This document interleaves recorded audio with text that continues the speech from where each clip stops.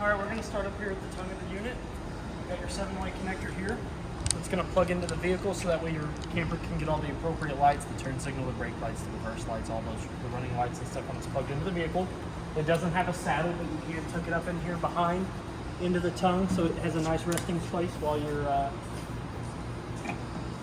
at your campground.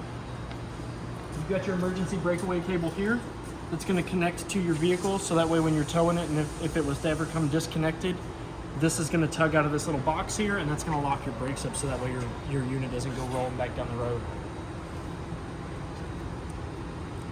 Up underneath the unit, we've got our first compartment door.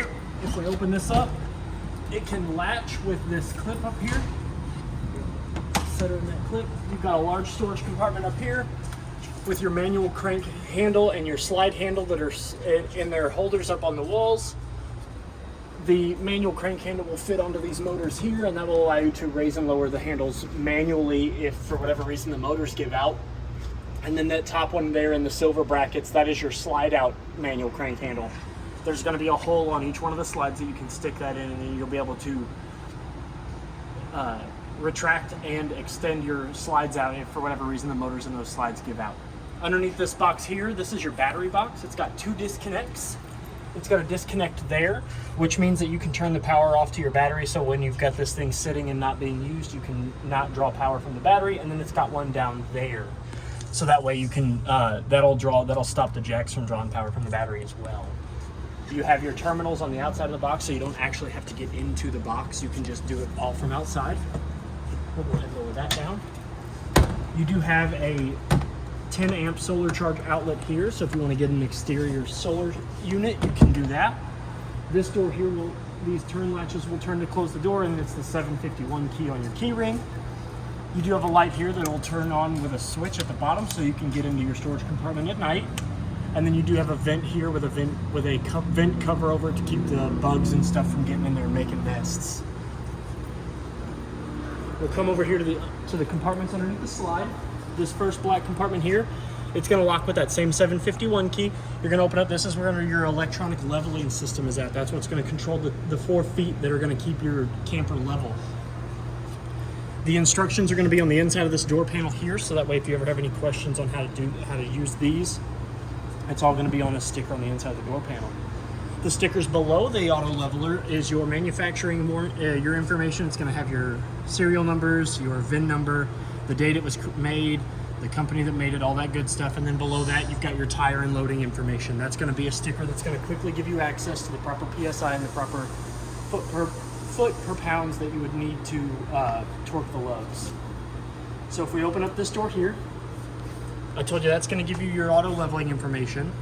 That's your instructions and how to use pretty much all the functions on that. And then you've got your 2 30-pound propane tanks that are fed into the unit with your auto change regulator. This right here, this will turn green when the tank is open. It's kind of hard to see on camera and during the day, but there is a little green panel that slides up when the tank is open. And whatever direction this black arrow is pointing to is the tank that it's going to draw from. So when you start getting one empty, you can just open this one up, flip that around, and you can take this one off, and you can take it to your filling station, or you can replace it that way. So we'll close this door. Again, this is just those turnkey latches. Up underneath this door, which is going to be the same key, these locks here are going to be the same keys that unlock your front door. So this is going to open up to your side compartment that goes all the way through to the other side of the unit with a much bigger door on the other side. And this is going to give you access to your water pump. Your water pump's in behind that little black panel right there. So we can go ahead and close this one down. This is your docking station. This is going to be where all your water hookups are at. So you're going to lift up this door. It does have a little latch that'll fold down so you can keep this open. These little doors here will fold in, and this gives you access to your connections if you want to close this door. So like if it's storming or raining or something like that and you don't want this to get all dirty or wet or whatever, you can hook your hoses up to your proper dump stations and your fill stations, and you can close this, and then your hoses will come out of these little doors here. So we'll start up here. This is where your outside sprayer hose is going to connect. It's got the end of the spray hose should have 2 little teeth on it. You'll push those in, you'll give it a quarter of a turn, and it'll lock into place. When you have that outside sprayer hose attached to the outlet, if you have your water pump or you're connected to city water and you have those on, you'll immediately feel that hose pressurize. knowing that you've got water to it, and you've got hot on the left and cold on the right. This is going to be a standard for all the faucets in your unit. It's going to be hot on the left and cold on the right. Down below that, you've got your Park cable and Park satellite coaxial cords.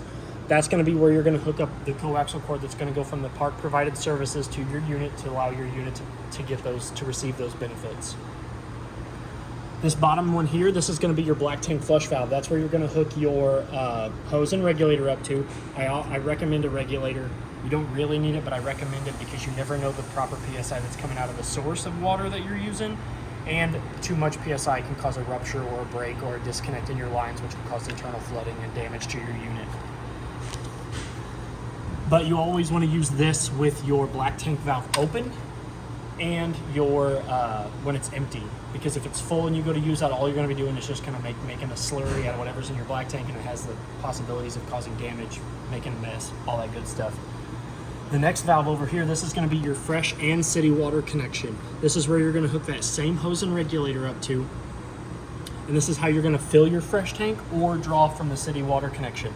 If you can see the blue valve on the top, it's got a little bit of a diagram on the top, so if we flip it to this direction, if you've got it up, you can hear, you kind of heard that water change, that siphon. This means that it's going to be drawing for the city water connection. It's going to fill your fresh tank up that way. Then if you want to use the city water connection, since you've got your hose and regulator already attached to it, once you've got your fresh tank full, you can flip this back down, and then you will start drawing from the city water, which is the provided water source from the Parker campground that you're staying in. With the city, if you have your city water connection hooked up, you'll never have to use that fresh water tank, and you'll never have to turn your water pump on. It'll all just pressurize the lines as soon as you switch this over from fresh tank to city. You won't have to turn those on. So we can close this door here. It is the same 751 key that is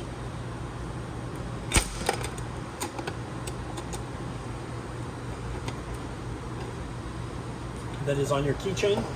Sorry, I had to swallow some air. So this is your hot water heater. It is both gas and electric. How you're going to turn it on with gas is a button on the inside of the control panel, and how you're going to turn it on electric is this little on and off switch right here. If you flip it to on, you're going to heat your tank up with electric, and if you flip it on in the control panel, you're going to turn it on with propane. Before you go to turn it on, you always want to make sure that there's water in it. And in order to make sure there's water in it, you're going to apply some slight pressure to this release valve. Watch out. I'm going to get you wet. Very nicely done. And when there's water coming out, that means that there's enough water in your tank to start heating it.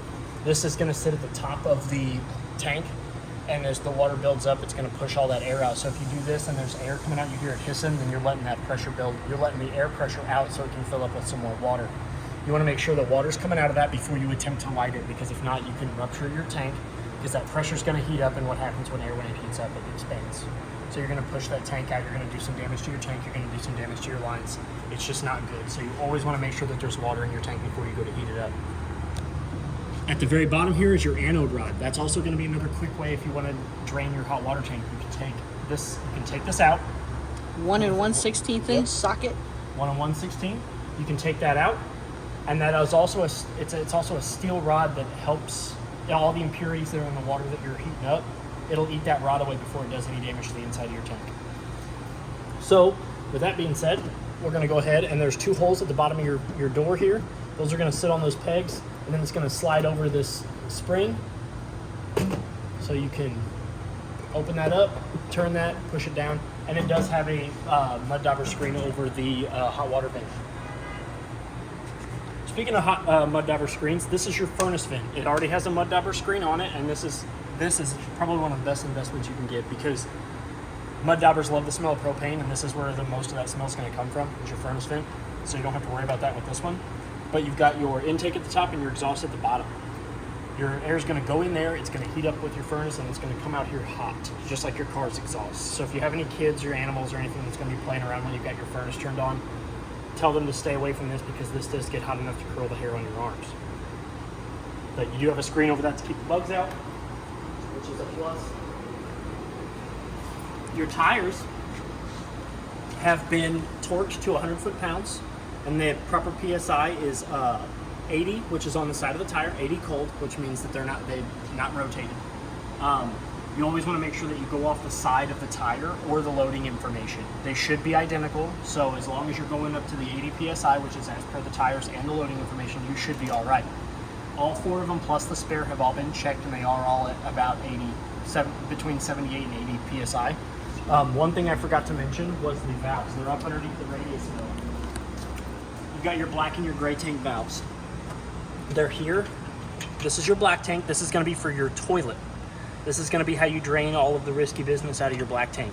This next valve over here, this is going to be your gray tank valve. That's going to be your kitchen sink, your bathroom sink, and your shower. That's where all that water is going to go and collect.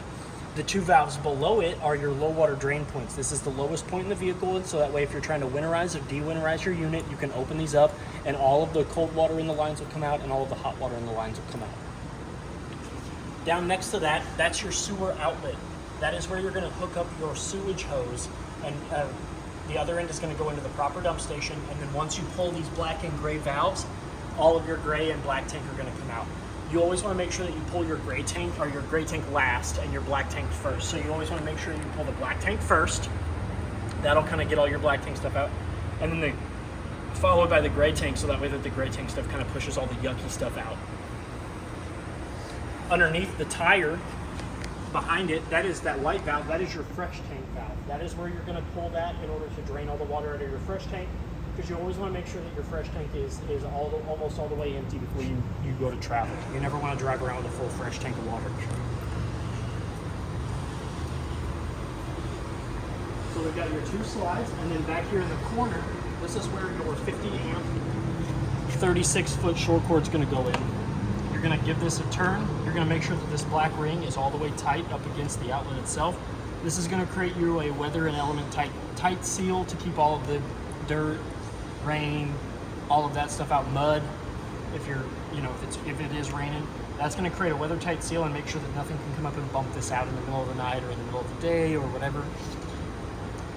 So in order to unplug it, we're going to make sure that this is all the way untight. It's going to come and sit all the way back in its little base here. You're going to give it a quarter of a turn. You're going to pull that cord out. That's going to properly unplug your unit from its power cord. If you want to plug it in, you're going to push it in. There will be a little ball bearing and a little groove on the inside of the outlet. You'll line those up, you'll push them in, you'll give it a quarter of a turn, and then you want to make sure this ring is all the way tied up against the outlet itself. When it's not plugged in, you want to make sure that this cover is down and over it, because that will also protect your outlet from any sort of weather or elements or anything that's going to get into it to cause it to not get a secure connection. Back here on the back, this is where your license plate's going to hook up at. Up at the top here, you do have a hookup for a backup camera, if that's something that you would like to purchase, and you do have a ladder that leads to roof access. This is going to get you on top of the roof, so that way if you need to get up there for any reason or for storage or whatever, you can get up there and not have to worry about it. And I can climb up this pretty well, so I mean it doesn't look that big, but it carries me up there pretty well. And you definitely want to get up there to check your roof. Yeah. You always want to make sure you check your roof, because your roof is the livelihood of your unit. Your unit does equip with 4 of these leveling jacks. These are what you're going to put down when you're trying to make it level. These are going to come down in the back, and these are going to help it with that leveling controller up in the little black compartment underneath the first slide. That's how it's going to control the 2 that are back here and the 2 that are in the front. And that's going to kind of give you your level. You should be able to hit auto level or turn it on and then hit auto level, and these will come down and then it'll come down and then it'll kind of auto gauge your unit for you. Again, your tires are aired up to the proper 80 PSI as per the side of them, and these lugs have also all been torqued to 100 foot-pounds. Over on this side, before we get into the inside of the unit, you do have a GFCI protected 110 outlet on the outside, so you can plug in any sort of TV or anything that you want, radio, stereo, whatever it is, you can plug it up here. Electric grill if you've got one of those. And then this is the other compartment door that, as I said, it goes all the way from the other one that we went over. You do have some storage hooks up here that looks like it was previously installed, a thermometer, and a paper towel holder, so that way if you're doing any sort of outside cooking or anything like that, you do have access to a paper towel holder already installed on the inside of the door. So one of the things that I like to do in the videos is I like to show the step operation, but I like to pretend that we're at the campsite. So I'm going to open the door. You want to make sure that the door is all the way open properly to make sure that your steps go in and out without damaging the door or your unit. So I'm going to pick these stairs up real quick. And then I'm going to shut this door. And then we're going to go over the entry steps like we just got to the campsite. So if these are here, but these are previous, the ones in here are more solid, so you can't use this stairs and those stairs at the same time. But these are more solid and you can't enter the unit without using these. So we're going to go over how to use these. So we just pulled up, I just unhooked my vehicle, I just went and parked it. I'm ready to enter the camper. I'm going to lift up on the handle. It is spring loaded and it's going to sit nicely in its little saddle. And it's going to give me some ease of access when I enter the unit. So I'm going to open the door. I'm going to make sure that the door is all the way open and it does stick to the magnet that holds it to the side. I'm going to come to this blue handle and I'm going to give it a turn, and you're going to watch those two arms kind of bring in both locking mechanisms from either side of the threshold.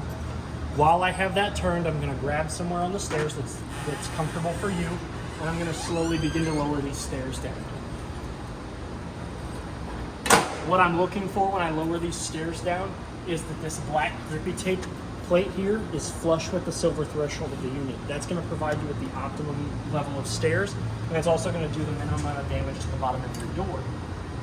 And if for whatever reason this side or this side are sitting higher, you can come down here to the bottom of these 2 feet, and there's buttons or pins that you can pull these pins out, and these feet can adjust, and they're independent from one another. So if you're parked on a slight incline, or the hill that your steps land on has got a slight incline to one side or the other, you can manipulate each one of these legs independently to give you a nice sturdy level for your stairs. But you always want to make sure that this black plate is as flush as it can be to that silver threshold. So now that we've gone over everything on the outside, we're going to go ahead and come on into the unit.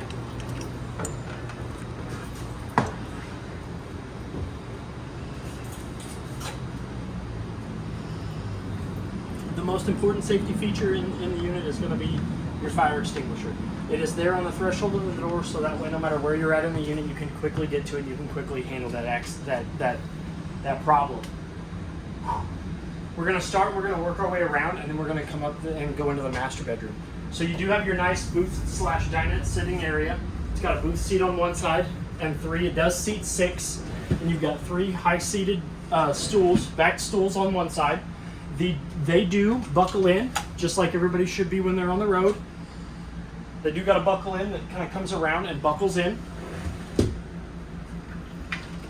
There is a 110 outlet here on the side, so that way you can plug in any sort of multimedia devices, your phone, your tablet, your computer, if you're doing work from your camper, any of that stuff. And there's also one on the other side too, so that way the people sitting in the booth seat aren't left out. We're going to come around to the front here, which is your den sitting area. You do have 2 leather armchairs that they do recline. There are pull rings on the inside of the cushions that pull, and when you pull on those, they do recline. There's cup holders in the center. So if you have your beverages, you can sit and you can relax and watch your TV. You do have a chair here that folds out into a bed. So does that one. They both fold out into beds. They kind of just lift up and out. You do have a light switch here that's going to turn on the 2 lights above this first slide with the couch in it. Your window shades are friction shades. I don't know the term. I like to call them friction shades because they do stay where you leave them. The windows on this portion and that portion, the only part that opens is this bottom portion here, and there's a knob here that you can turn. And when you turn that, it's going to kick this arm out that's going to open the window up like a little drive-through window. So if we open that up, it's going to kick that window out. So you can get a little bit of a cross breeze while you're watching your movies or you're listening to your shows. The 2 side windows also have the same friction shades. And the way they open is there's 2 pinch tabs here. You pinch towards the middle, and you can lift that window up. That's on these 2 windows and on the 2 that are on the other side of the slide. So around our TV section, you've got 2 storage cabinets for ample amounts of entertainment, board games, movies, other things. A large cabinet up here in case you want to put throw pillows, more blankets. If you're anything like me, I like to watch movies with a blanket on me. Down here, you've got the same large storage cabinet. Up above, you've got a spot that's going to fit if you have like a DVD player or any sort of other multimedia playing device, like a I don't know, Xbox, PlayStation, video games, if you're into that. SpongeBob statue. SpongeBob statue. Yes, I need to get one of those. You've got the same kind of cabinet on this side. Large storage compartment here with your 2 remotes and some wood backers for, I guess, the armchairs. And then down below here is another storage cabinet. It's much smaller because it also has to house your circuit box. This is where all of your circuits are going to be that are all labeled. And then your fuse panel that is all labeled. One of the most important ones you're gonna probably use a whole lot is your GFI. This is the circuit that's gonna power all your GFCI. So if your GFCI powered outlets aren't working, you can come to this 15 amp circuit here and you can flip that. And then that should reset the circuit on your GFCI. The GFCI outlets are all the protected ones that are around water sources and heat sources. So now you've got your TV, which is an Android powered TV. So in case you do have Wi-Fi or you've got like a mobile hotspot on your phone or your tablet or your computer, you can connect and download like your standard streaming apps, Netflix, Hulu, Amazon, YouTube. It can get all of those. It's a Google powered Android TV. You do have a sound bar that is pre-connected to the television. You can actually go into your settings and change that to where the TV that makes its own sound, or you can power on your stereo and the TV will get like almost like a bigger, like a surround sound kind of sound bar thing. Your cord here is going to run down, and then this hole here is what you put your DVD player up above the circuit box, and you can run all of the cords from that up in here up to the 110 outlet up here, or there's a 110 outlet up there. So that way if you want to run the TV up through there, and then you can plug stuff into the 110 that the TV's plugged in behind the television. Down below here is probably one of the most important outlets that you've got to remember how to operate correctly. This is going to be your satellite cable and your antenna coaxial ports. If you want to draw from the antenna and you want to get your basic digital antenna channels, you're going to want to make sure that red light is on. When that red light is on, you cannot draw the satellite and cable channels. So in order to draw the satellite and cable channels, you have to turn that booster off. But with that light off, you will not be able to get your digital antenna channels. This basically turns off and on your antenna. That's the easiest and quickest way I can explain it. This turns off and on your antenna. When you're in travel position, the TV is on a secure TV wall mount, but there is a strap that hangs in behind the wall here. Hey guys, on that new hawk that you're sending out. When you're in travel position, you want to make sure, again, just like everybody should be before they get on the road, you want to make sure that your TV is locked into place. And basically what this strap does, it doesn't have to be like super tight to put any stress on the television, but this will keep the TV from coming off of the wall mount while you're driving around because it is connected to the wall itself. So while we're over here, just like on the other side, there is a light switch here that's going to control the 2 lights that are up above the slide unit. All 3 of the windows are the same as they were on the other side. You've got your large window with the knob that will open and close it, and then your 2-pinch style windows that will open up from the middle and you can lift up, along with the 3 friction shades. You do have a smaller window here that's the same, except this one doesn't open. This one just has that friction shade that can come all the way down. This is actually a window that's actually in between your 2 slides. So we'll come over here we'll start going into the kitchen. You've got 2 large pantry doors. This one's for your dry goods, your pots and pans, your towels, whatever else you decide that you're going to put in there. And you've got a much larger one down there, like for your cereal boxes that they don't ever remember to make right in the proper cabinet space shape. Right. You've got a really, really nice dual door Samsung refrigerator. It does have a movable crisper. Oh, So that's cool. So you can put your cheese in there. That's where I keep my cheese in my refrigerator. And your temperature controls are independent from one another. So you've got your freezer temperature control and your refrigerator temperature control. 38 Fahrenheit is recommended, but I like to drop it down to 34 so that way when I do turn these off for you guys to come and get this, they still are cold enough to maintain a decent temperature, so that way you're not having to worry about them heating or cooling all the way back down when you come to pick it up. Your 2 crispers also have humidity control. So if you have like lettuce or something in one, you're going to want the high setting on one, and then like for your fruit and stuff like that, you turn the humidity control off, and it deals with that. Inside the refrigerator door is your travel lock. When these doors are closed, you're going to run this bolt in, and this end of it here, you really don't want to move this nut. But as you can see where the black is on that thread, you're going to screw that into that black bolt, and that's going to keep your door shut while you're in the travel position. And I like to keep it inside here, and I will make sure that that is put on before you come and pick it up. Back up to the controls. Right now it's on energy saver mode, which means that it's only gonna keep it cool. It's gonna cycle through its cooling cycles. It's gonna stay on long enough to keep it cool, and then it'll kick off for a second, and then it'll kick on again. It's saving you energy.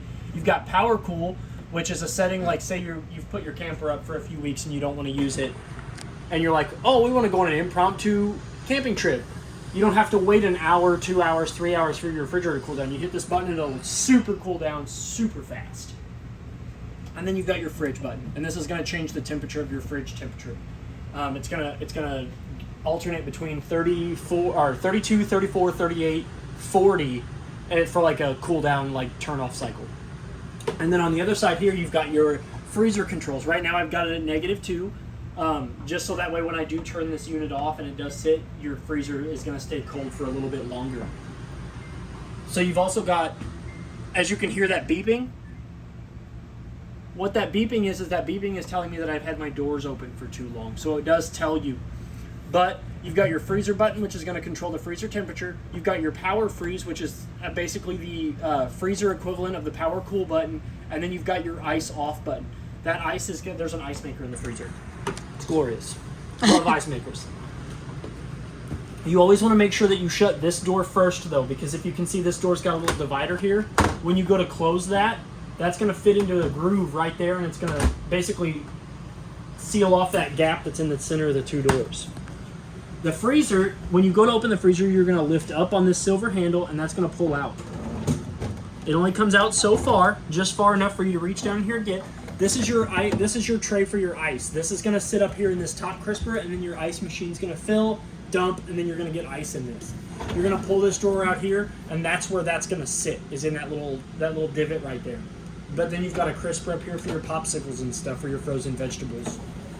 And you can put your meat down in here, and that's going to keep your meat nice, good, and cold. But as you can tell, it is cold. You can see the frost and the ice on the right there. So it does get nice, good, and cold. So now that we're into the actual cooking area of the stove, above your counter space in your stove, you do have ample storage for like your margarita mixer, your air fryer, or anything like that. Up underneath that, you do have a light. It's a manual LED light, so it does provide a nice white light. It does have a switch in the middle, O for off, I for ignition. Easiest way to remember that. You've got another friction shade with one of those push pinch style tab windows that you lift up on. On the side of the refrigerator, you do have a GFCI protected 110 outlet. Again, all your outlets around your stove and your sinks and stuff like that are going to be the GFCI protected. It keeps you safe, it keeps the camper safe, it keeps everybody inside good to go. Above your stove, you have a high point glass table spin style microwave, just like your standard home microwave. It operates the same way. Below that is your high point vent and light for your stove. O for off, I for ignition on the fan. O for off, I for ignition on the light. It does provide a nice white light, so that way you don't have to worry about that. And your oven, or your stove and your oven combo, you've got your knobs here. They're all labeled. To draw propane from the tanks into your stovetop, you're going to push in the knob, you're going to turn it to light, and then you're going to take this dial here and you're going to turn it. That's pretty quick and easy. Sometimes it takes a couple clicks, so don't fret. You're going to hold that in for about 3 to 5 seconds, and then you can let go once the burner stays on, and then you can adjust the temperature of the height of the flame that way. When you're ready to turn it off, click it all the way to off. This one is for this burner, and they're all labeled. So you've got this burner and this burner. This is your stove, or this is your oven control. So this is a this is a match light oven. So I recommend getting a long stick lighter, because what you're going to do is you're going to push this knob in and you're going to turn it to pilot, push, and hold. While you've got that push, you're going to reach in there to that little pilot light. It's going to be a little cylinder that's poking off on the right-hand side of your oven. Should be back there. You're going to push, and you're going to push this to pilot, push, and hold While you've got that pushed in, you just stick your match lighter up in there and it's going to catch that propane and your pilot light's going to come on. After your pilot light is on, you're going to hold this for about another 3 to 5 seconds. Then you can turn it to your desired temperature. Once you get it to your desired temperature, you should see that element run with blue flames down both sides. When you go to light your oven, never push the pilot light holding on when the door is closed. You're going to build up propane, and once you go to open that up with that stick lighter, the first thing it's going to do is your eyebrows are going to go missing. I've done it several times. You'd figure I'd be used to it and I'd know what I was doing. But up above the sink, which I love this sink, I love this countertop because it does have ample room for all of your needs. You know, you put your drying rack, you put your dirty dishes, you got your, you know, if you have a tablet, a computer, you want to watch Netflix while you're doing dishes, you just do that, put it up there behind there. You've got ample storage up here, ample storage on the other side, very mirrored, very nice. You've got like a spice rack up here so that way you can keep all your stuff up there, decorations. Nice cabinet up here for your glasses and your dishes. It's got there is no lip, so you don't have to worry about like reaching down in there. This is flush. Nice cutting board slash counter sink cover to go the top of your nice and large stainless steel basin sink. So this just sits right down in there into that groove. Your faucet, we take this back off in case water comes out. Your faucet has a little bulb right here that's got red and blue. You flip the handle in the direction of the red, and that's how you're going to get hot water. Flip it in the direction of the blue, that's how you're going to get cold water. To draw the water out, you're going to hit this button here. You're going to bring it towards you. You're going to take the top of that handle and you're going to bring it towards you. That's the only way you're going to draw water from that faucet. It also has a sprayer function, so you bring it out of its saddle. That saddle can turn around, and you can hold this, and if we got it on, it goes from regular faucet, if I hit the bottom button, to sprayer, so you can do your dishes. Wash your vegetables, spray your kids, spray your spouse, spray your dog. It does have a stopper, standard kitchen sink stopper, fits down in that little groove. We'll go ahead and set this back up here. Is that what makes it groovy? Yes. You do have 2 GFCI protected 110 outlets on either side of the sink, which is nice. So you can plug in maybe your margarita mixer over here if you want. These 3 light switches here. This one will control the light above the sink. This next one here is going to control the 2 sconces above the dinette and booth. And this one here is going to illuminate a blue LED strip that runs the length of your sink. And, a little added bonus, when you've got this light on, it also illuminates, oh, you can't see it's daylight out here, but that 20th anniversary logo lights up too. Oh. I don't know if we can, I'll try to catch it. I don't know if you can see it, but It's bright, it's not bright enough. we tried.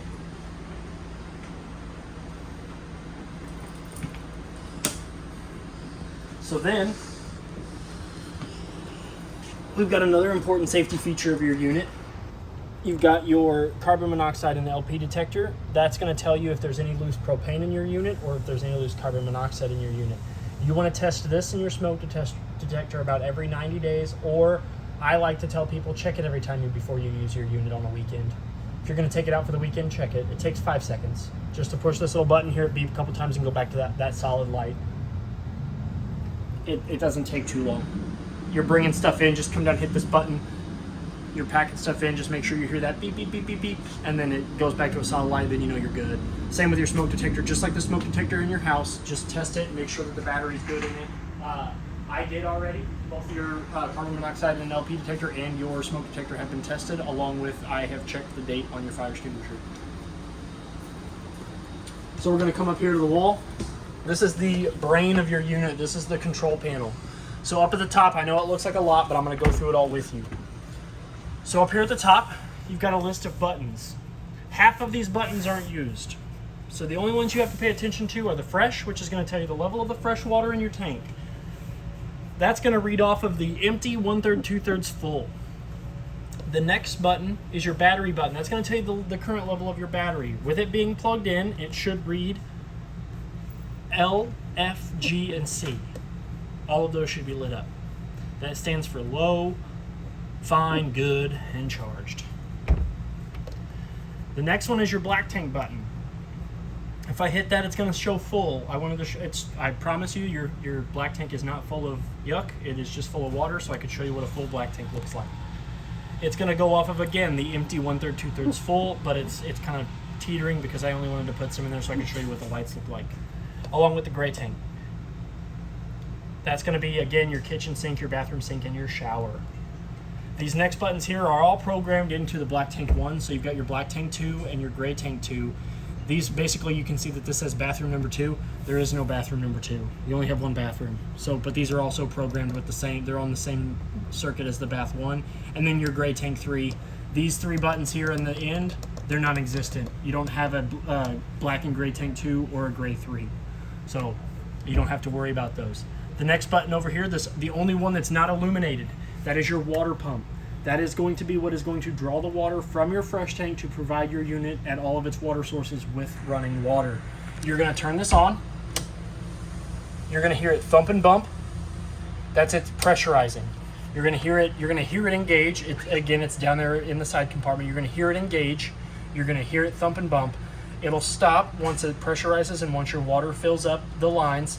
If it does not continue, if it continues to thump and bump after that, go and let all the air out of your lines. Open up your faucets, let them burp, let them belch, let them do their thing. Eventually that water pump will wind down.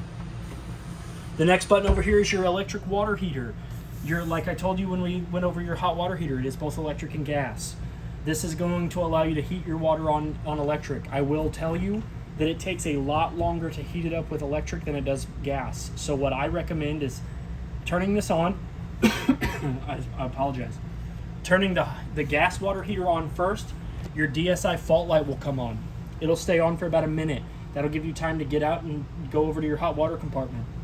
You'll hear it click, click, click, click, click, click, click. That's the pilot light trying to ignite, and then you should hear a rush of flame and see a rush of flame underneath the tank. Once you have your water good and hot from that, then you can shut this off and turn your electric hot water heater on. That way your water's good and hot, and it will maintain staying good and hot. You do not want to run these both at the same time. It is recommended that you don't run them both at the same time. You can, but I don't recommend it. This next button here is your ceiling light button. If I flip this, all the lights in the unit go off.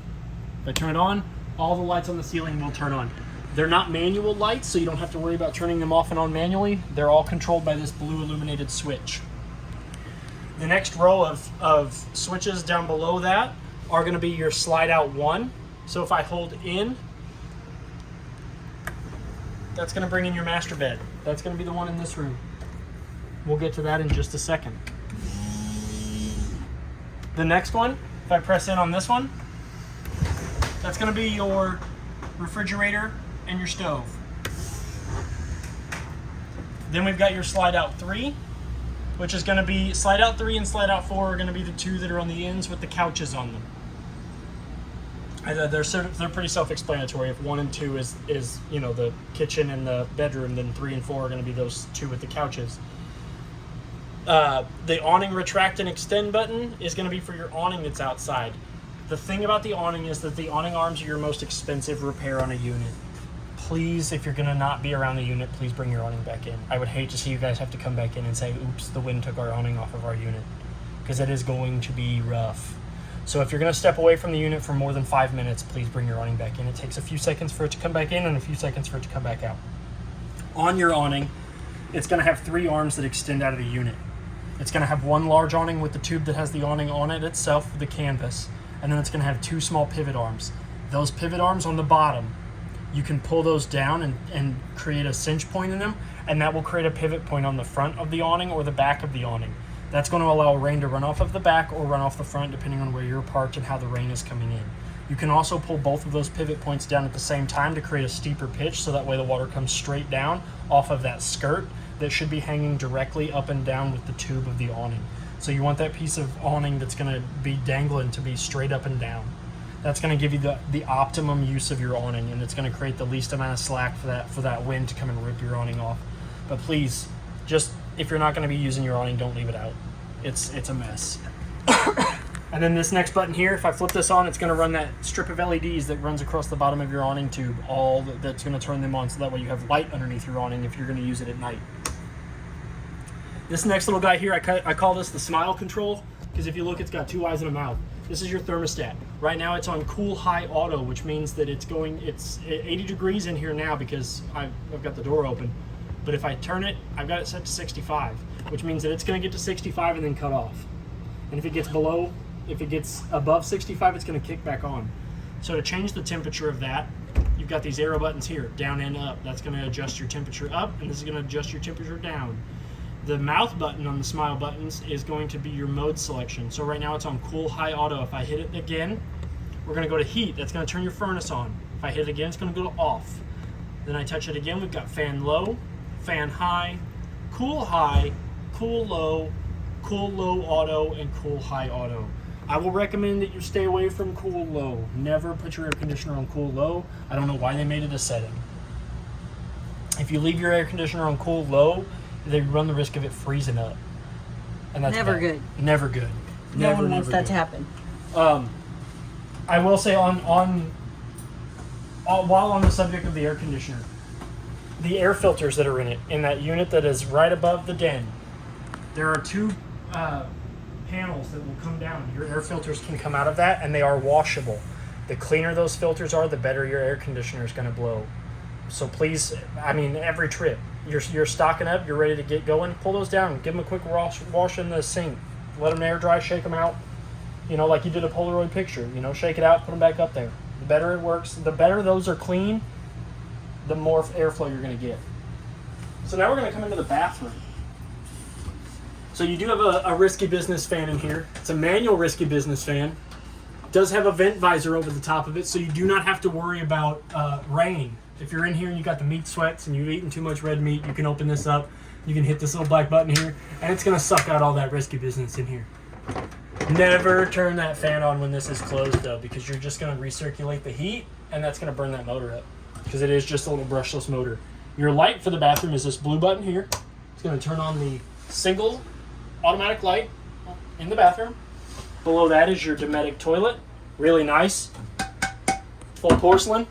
So that way your throne is exactly what it needs to be. It's got 2 portion valves. So if I put my foot halfway down, water starts to flow.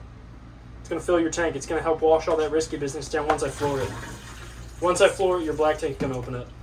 And all the Risky Business goes where it should Goes down. You've got a towel holder here. So if you start to get the meat sweats, you can stand up and dab off your cheeks. Got storage. This panel here is going to be how you get to the water lines that go to the sink and whatnot. Got ample room for some throw pillows, some hand towels, all that good stuff. Down below it, there's your hot water valves for winterizing and dewinterizing the unit. Or you can just bring it here. You've got ample room there for your towel storage. Below the sink, more storage. Access to your U-bins, so that way if you drop jewelry or anything down the sink, you can get to it. Your sink here, stainless steel again. I really recommend getting a can of, it's called Bartender's Best Friend. It's stainless steel polish. It's great. Little stopper fits in the sink. Hot on the left, cold on the right. That'll drain it down. You've got your master 110 GFCI outlet there. For whatever reason your GFCI outlets aren't working, you can hit that reset button. Or if you want to shut them off, you can hit that test button. Freak some people out. Medicine cabinet, nice and sturdy. AC vent louver that overlooks the shower, so that way you can shower and not have to worry about either sweating or freezing. Skylight above the shower, so you can shower in the beauty of nature. Inside the shower, your 3-portion door there, you've got your valve, which is hot on the left and cold on the right. And there is a button on your shower head that will allow you to turn that off and on, so that way you can stop the flow of water, but without having to turn your water off and on. You do have a 3-portion door. It opens telescopically. You've got a little latch here that's going to clip onto the really thin rail of your door. Unlock it, and you can push that all the way shut. You do want that closed for travel. Yes. When you're on travel, and you want to make sure that this is shut all the way and locked, because that's going to keep this from rattling around. Your mirror in your bathroom is also safety glass too. It's safety backed, so that way if it breaks, it's not going to shatter and cover your bathroom in Shards of glass. Yes. Your window here by the master bedroom is the same pinch style window, just much larger. You push these in, you lift up, and it does have the same friction shade. So I'm going to close this door here, turn the light off. We'll go into the master bedroom and I'll show you its features. Ooh. So we're going to open this up.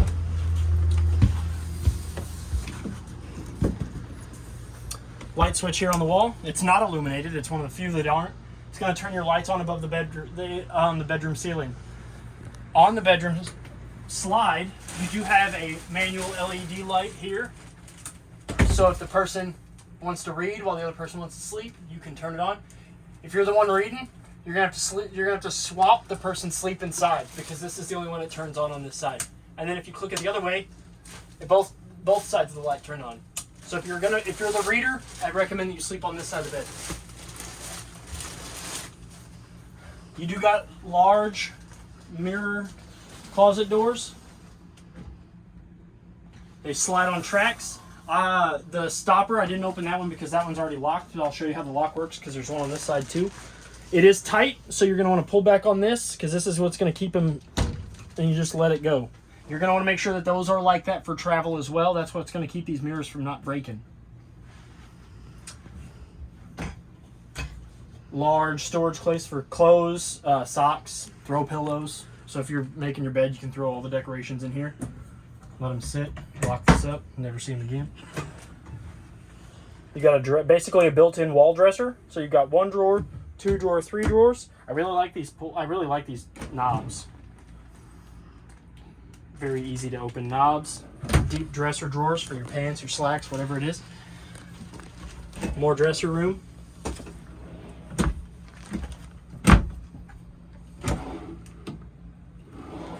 Three drawers over here, all the same depth, like your undies, your socks.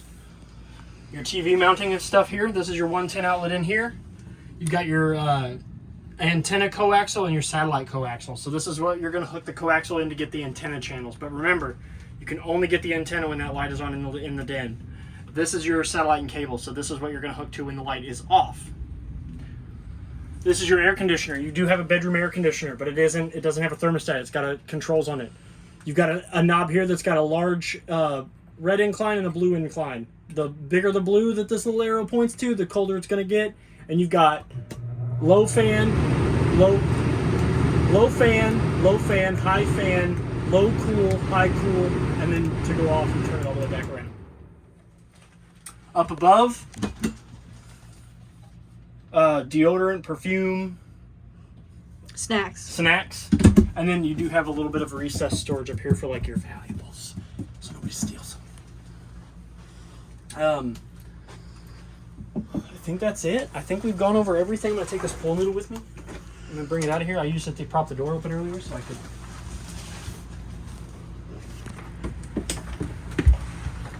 Oh, one thing I did forget. I'm not gonna climb up there. But I did. You do have a skylight that has a pull shade on it. So you can get up there, and if you want to open that up, you can just stand on a little ladder, step stool, climb up on this, pull that all the way open, and you can get access to the roof. Like, not get on the roof from there, but you can let the skylight come in. You'll have natural light inside your kitchen, too. And then throughout your unit, you do have 4 vents that are going to let the furnace. That's where your heat comes out. It's always good to remember AC comes from the roof, heat comes from the floor. But that pretty much covers your entire unit. If you have any questions, please feel free to reach out to me here. My name's Trey. I'll be happy to answer any questions for you. Happy camping and good luck. Thank you.